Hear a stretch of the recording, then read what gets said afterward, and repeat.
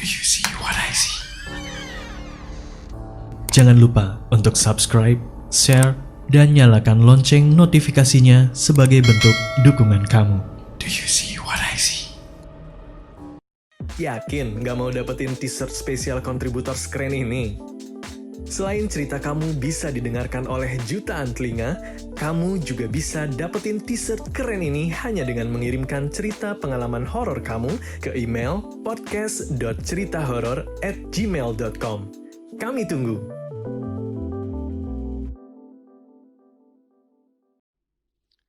Halo warga Sukawedi, perkenalkan, nama saya Sari. Saya seorang fotografer wedding di sebuah dusun kecil di Lampung Timur.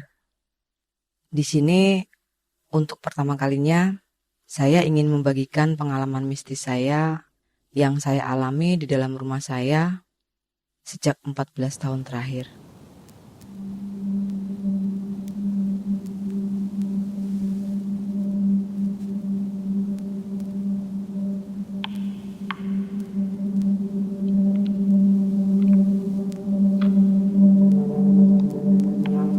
Cerita ini dimulai sejak saya pindah ke rumah ini 14 tahun yang lalu. Saat itu saya lagi mengandung anak saya yang pertama. Kandungan saya waktu itu usianya 8 bulan. Rumah ini dibangun di atas tanah kosong milik kedua orang tua saya. Waktu awal-awal tinggal, saya sering mengalami ketindihan. Awalnya saya takut. Saya juga mulai apal tanda-tanda mau lindihan. Bahkan dalam kondisi sadar penuh, saya tahu kalau bakal lindihan. Biasanya saya berusaha keras untuk gak tidur. Karena saya tahu kalau nanti tidur pasti bakal lindihan. Tapi tetap saja akhirnya saya tertidur. Kejadian-kejadian poltergeist juga sering terjadi. Misalnya TV nyala mati sendiri, piring sendok berpindah tempat, bahkan bayi saya pernah juga berpindah tempat. Sebenarnya didikan kedua orang tua saya membuat saya menjadi orang yang sangat logis. Jadi semua kejadian-kejadian yang saya alami itu selalu bisa saya logikakan. Selalu ada penjelasan logisnya. Kalaupun gak ada, pasti saya cari-cari. Intinya saya menolak untuk percaya dengan dunia mistis. Meskipun dalam hati kecil saya percaya. Setelah anak kedua saya berusia 8 bulan, saya memutuskan bercerai dengan suami saya. Akhirnya, rumah ini hanya dihuni oleh 3 perempuan, saya dan kedua putri saya. Sejak kami hidup bertiga, gangguan-gangguan makin sering terjadi. Dan saya masih tetap kukuh untuk menolak percaya dengan keberadaan mereka itu. Itu sengaja saya lakukan demi mengusir rasa takut. Karena gak mudah hidup bertiga di sebuah dusun yang sepi. Sampai suatu malam, saat itu sekitar jam 1 dini hari, ada gangguan yang agak ekstrim yang akhirnya membuat saya mengelus dada. Pengen marah, tapi takut. Karena saya nggak tahu apa yang sedang saya hadapi.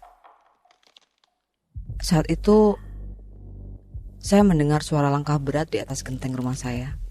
Langkah itu seperti mondar-mandir di atas genteng rumah saya. Sebegitu beratnya suara langkah itu sampai khawatir genteng saya ambrol. Akhirnya, saya putusin buat ngomong ke siapapun dia itu. Gak tahu kenapa, saya yakin dia mendengar omongan saya. Waktu itu saya bilang, Oke, saya percaya Anda benar-benar ada. Tapi siapapun Anda, tolong kita damai aja. Kita ini sama-sama tinggal di rumah ini. Mungkin Anda merasa tinggal di sini lebih lama dari saya. Tapi ingat, saya yang pegang sertifikat rumah ini. Jadi tolong jangan merasa paling berhak. Anda bisa bayangin gak? Kalau Anda terus mengganggu saya, terus saya gak betah tinggal di sini, terus saya pindah. Belum tentu penghuni baru sebaik saya. Bisa aja dia mengundang kiai buat mengusir Anda. Jadi mulai sekarang, tolong jangan saling mengganggu. Syukur-syukur kita saling membantu. Mungkin kalau ada orang yang mendengar omongan saya, bisa-bisa saya disangka gila. Karena saya ngomong sendiri. Setelah kejadian malam itu, sesuatu atau seseorang itu nggak lagi mengganggu. Paling kejadian-kejadian poltergeist yang nggak merugikan. Mungkin lain kali akan saya ceritakan soal ini. Saat usia anak kedua saya 6 tahun, saya memutuskan menikah lagi. Suami saya berprofesi sebagai videographer wedding. Kebetulan dia setipe dengan saya. Sama-sama logis. Jadi ketika ada kejadian-kejadian poltergeist yang mengganggunya, dia selalu menuduh saya atau anak-anak pelakunya. Sempat kami berdebat panjang gara-gara dasi anak saya tiba-tiba berada di belandar atap rumah, terikat dengan simpul khusus. Hal yang gak mungkin dilakukan oleh tikus. Belandar itu kayu utama penyangga genteng. Tempatnya di atap tertinggi di atas rumah. Saat itu, suami masih menuduh saya atau orang lain yang melakukan itu. Pengangguran mana yang sudi ngelakuin hal konyol kayak gitu.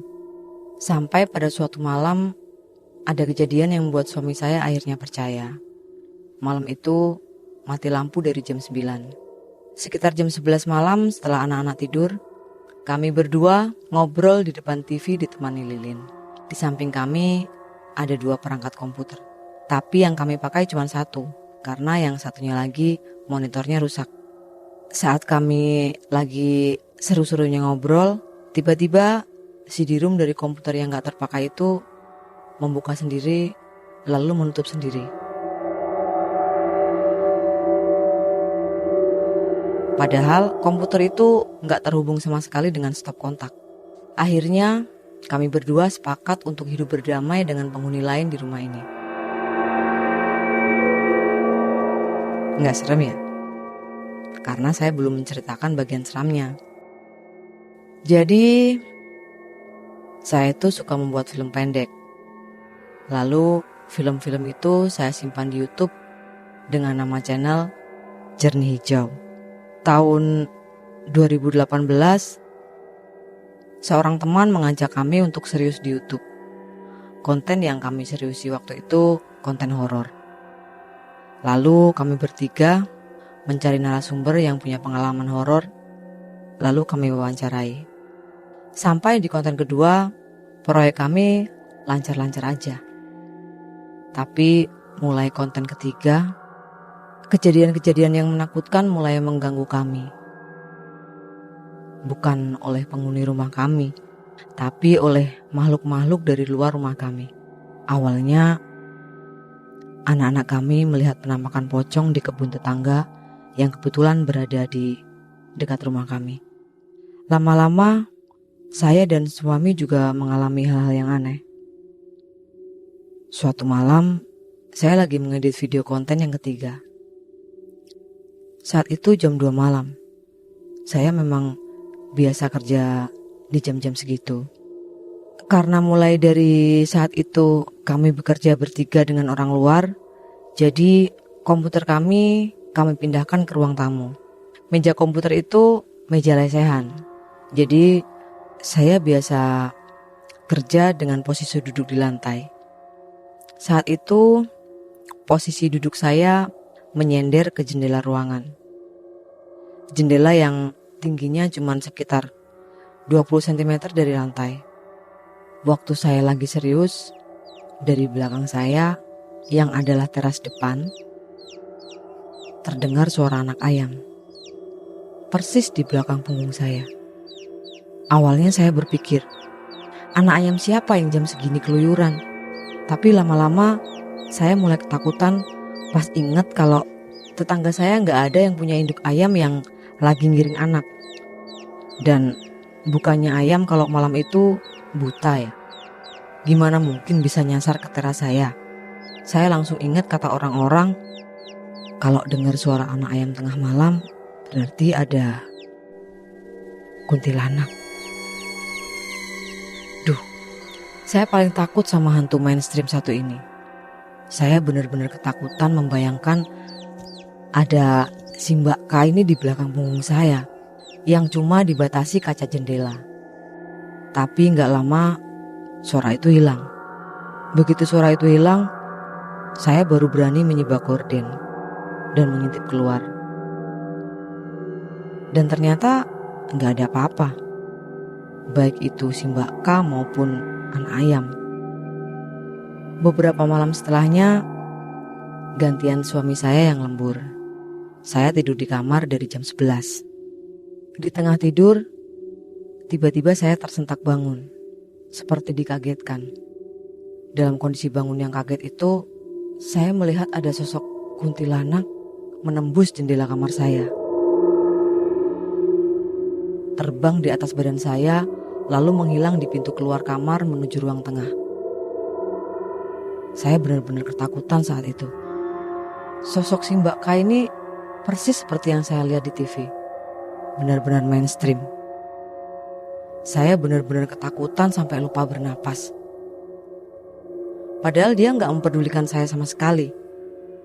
Kayak cuma numpang lewat aja. Setelah si Mbak K ini menghilang dan kesadaran saya pulih, saya keluar kamar, melihat jam dinding di ruang tengah. Ternyata jam 2 tepat. Lalu saya tengok suami saya di ruangan komputer. Ternyata gak ada. Mungkin ke kamar mandi, pikir saya. Lalu saya masuk kamar melanjutkan tidur. Sementara pada waktu yang sama, cerita versi suami saya beda lagi. Malam itu waktu dia lembur, dia ketiduran. Lalu dia terbangun oleh suara saya. Bang, bangun. Kalau tidur jangan di lantai. Masuk kamar sana. Kalimat seperti itu emang biasa saya ucapkan buat membangunkan suami yang sering ketiduran kalau lagi lembur. Suami saya menjawab, "Iya." Lalu suami membuka mata. Tapi ternyata saya gak ada. Suami saya langsung ingat kebiasaan saya. Saya kalau membangunkan dia itu memang nyebelin menurut dia. Pasti yang ngomong bukan cuma mulut, tapi tangan juga ikut ngomong, sambil goyang-goyangin tangannya dan gak akan berhenti sebelum dia benar-benar bangun. Kok tumben ini cuma suaranya aja, pikir dia waktu itu. Belum hilang rasa herannya, dari luar jendela kamar kami, suami mendengar suara kaca ditabrak sesuatu. Suami langsung keluar buat mengecek. Ternyata gak ada apa-apa. Lalu dia kembali masuk rumah dan melihat jam dinding di ruang tengah. Ternyata jam 2 tepat. Lalu suami mengecek kamar kami dan kosong. Mungkin saya ke kamar mandi, pikir suami saya. Akhirnya suami saya kembali ke ruang komputer. Lalu suami saya kembali ke ruang komputer dan kembali ketiduran sampai pagi. Setelah malam itu, suami juga sempat melihat si Mbak K ini di dapur. Hari-hari itu suasana rumah rasanya aneh. Ada aura yang bikin merinding. Bahkan siang hari pun saya takut sendirian. Lalu kami berdua menyempatkan diskusi soal suasana rumah saat itu. Apa dan kenapa bisa seperti ini? Kami menyimpulkan rumah kami kedatangan tamu tak diundang gara-gara konten kami yang baru. Menurut kepercayaan masyarakat Jepang, katanya jika kita menceritakan tentang makhluk-makhluk dari dunia lain, makhluk-makhluk tersebut juga berkumpul untuk mendengarkan. Sama seperti manusia, jika ada seseorang yang menceritakan tentang diri kita, tentu kita juga penasaran untuk ikut mendengarkan apa yang orang bicarakan tentang kita. Akhirnya, kami memutuskan menghentikan konten kami itu dan menghapus semua video wawancara cerita horor dari channel kami. Itu dulu ya, saat sebelum pandemi. Tapi sejak pandemi ini, kami berdua auto menjadi pengangguran teladan karena social distancing. Lalu, kami memutuskan kembali aktif di YouTube. Awalnya, kami masih membuat film-film pendek. Tapi, jadi pengangguran itu berat. Kameranya yang gak kuat. Tanpa kamera, kami cuma bisa membuat podcast. Dan akhirnya, podcast horor lagi yang kami geluti. Di podcast pertama, udah diganggu sama suara asing yang masuk ke audio. Tapi, ya, ternyata pandemi mampu menggembleng mental kami supaya lebih tidak penakut. Podcast horor masih tetap jalan sampai sekarang. Jadi, bagi kalian yang suka dengan cerita-cerita horor seperti ini dan ingin mencari referensi cerita horor yang lain, silakan kalian mampir ke channel kami, channel Jernih Hijau. Kalian bisa mendengarkan cerita-cerita horor yang saya bacakan, cerita-cerita di lingkungan masyarakat Lampung dan Sumatera. Cukup sekian cerita dari saya. Terima kasih sudah mendengarkan sampai selesai. Bagi kalian yang masih ingin tahu lanjutan cerita dari kejadian-kejadian di rumah kami, mungkin akan saya post di channel Jernih Hijau menjadi 3 part.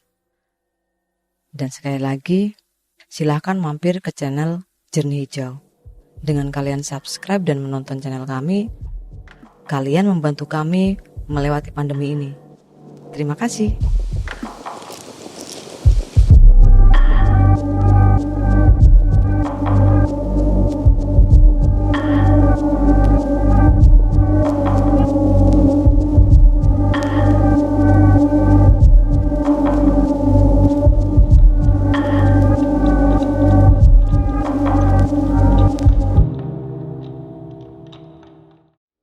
Kamu juga punya pengalaman horor? Kirim cerita kamu ke alamat berikut.